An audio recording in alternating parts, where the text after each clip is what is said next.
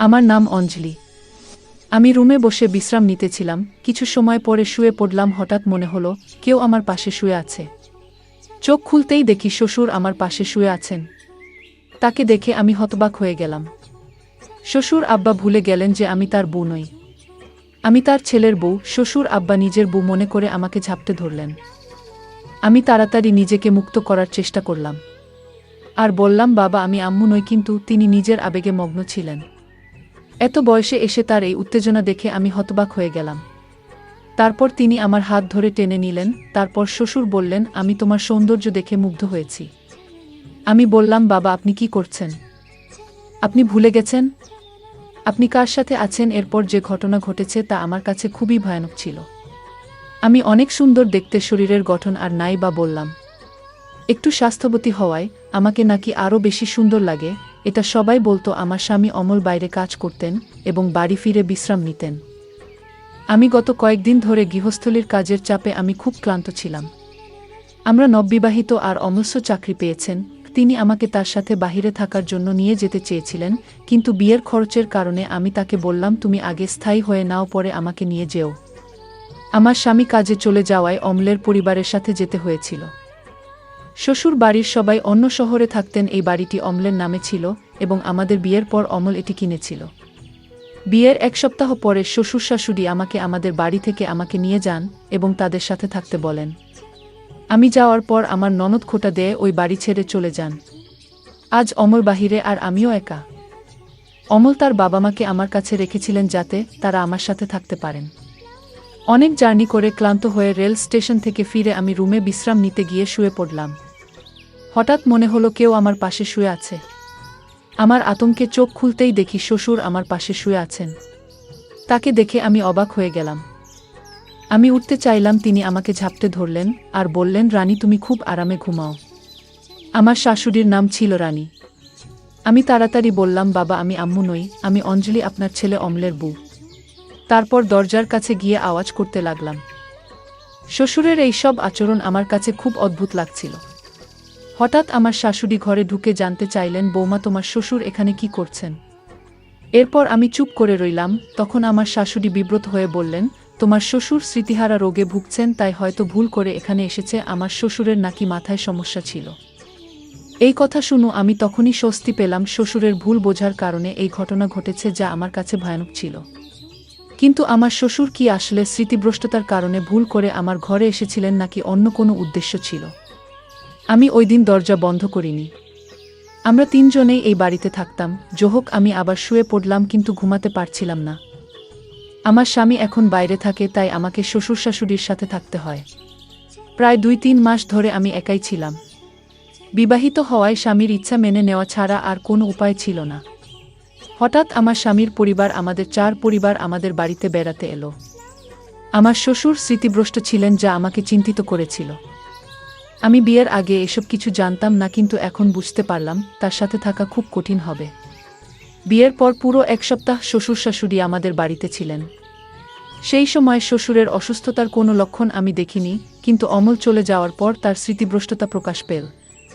এ অবস্থায় তার কাছে যাওয়া বা তার যত্ন নেওয়া কঠিন হবে। আমি সারারাত এ বিষয়ে ভাবতে ভাবতে সকালে রান্নাঘরে গেলাম নাস্তা করতে। ঠিক তখনই আমার শ্বশুরের কোনো সমস্যা হলো। সে আমার রান্নাঘরে চলে আসলো। আমি চিন্তিত হয়ে এভাবে বললাম, কি ব্যাপার বাবা, এভাবে হাঁটছেন কেন?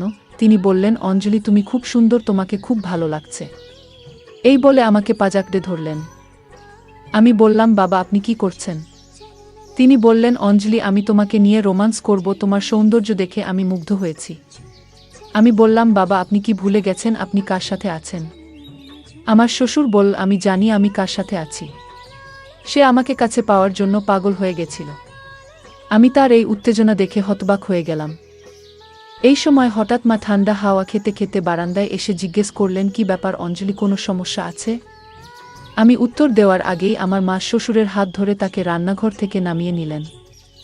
তিনি বললেন, বিয়ের স্মৃতিভ্রষ্টতার কারণে ভুল করে এখানে এসেছে। আমার কথা আমার মাও শুনলেন না। পরদিন অমল ফোন করল। আমার শাশুড়ি মার কাছে আমি ফোন চাইলাম, কিন্তু শাশুড়ি মা এসে বললেন, বৌমা তুমি তোমার বাবার ব্যাপারে অমলকে কিছু বলো না, নইলে সে টেনশনে পড়ে যাবে। এরপর বললেন, অমলের একটি গুরুত্বপূর্ণ মিটিং আছে। রাতে ফোন করবে তখন কথা বলো। আমি সারারাত অপেক্ষা করেও অমলের কোনো ফোন পেলাম না। আমার শাশুড়ি পাশে বসে টিভি দেখছিলেন। আমার শাশুড়ি বললেন, বৌমা, তোমার শ্বশুরের ব্যাপারে অমলকে কিছু বলো না, তাহলে সে অনেক টেনশনে পড়ে যাবে। আমি বললাম, শাশুড়ি মা, বাবাকে ওষুধ খাবান, শ্বশুরের স্মৃতিভ্রষ্টতা বেড়েই চলেছে। আমার সবচেয়ে কষ্টের বিষয় ছিল শ্বশুর মশাই শুধু তার বউয়ের ব্যাপারে ভুলে যেতেন, বাকি সব কিছু মনে রাখতেন। আমি অনেক সময় ইচ্ছাকৃতভাবে তার ব্যক্তিগত জিনিস লুকিয়ে রাখতাম, কিন্তু সেগুলো তিনি সব মনে রাখতেন। শ্বশুর শুধু তার বুকে ভুলে যেতেন। শ্বশুর যদি ইচ্ছাকৃতভাবে না করতেন, তবে তাকে সহায় করতাম। স্বামী চলে যাওয়ার পরে 3 মাস অনেক কষ্টে শ্বশুর শাশুড়ির সাথে কাটিয়েছি। রুমের দরজা বন্ধ করে ঘুমাতাম এবং সারাদিন শ্বশুরের মুখোমুখি না হওয়ার চেষ্টা করতাম। একদিন দুপুরে তালা লাগাতে গিয়ে দেখলাম দরজাটা ভাঙ্গা। আমি চিন্তা করলাম, এটা কি করে সম্ভব, কারণ সকাল পর্যন্ত দরজার তালা ঠিক ছিল। রাতে আমি কিভাবে ঘুমাবো? এই ভাঙ্গা দরজা দিয়ে যে কেউ ঢুকতে পারে। তাই আমি কাউকে কিছু না বলে আমার বাবার বাড়িতে চলে আসলাম। কিছুদিন পর অমল ছুটিতে বাসায় আসলো এবং আমাদের বাড়িতে আসলো। আমি অমলকে সব খুলে বললাম। অমল আমাকে তার সাথে তার চাকরির স্থানে নিয়ে গেলেন আর আমাকে বললেন তার বাবার ব্যাপারে কাউকে কিছু না বলার জন্য, কারণ অমলের বাবা আমাকে কাছে পাওয়ার জন্য এই নাটক করেছিল।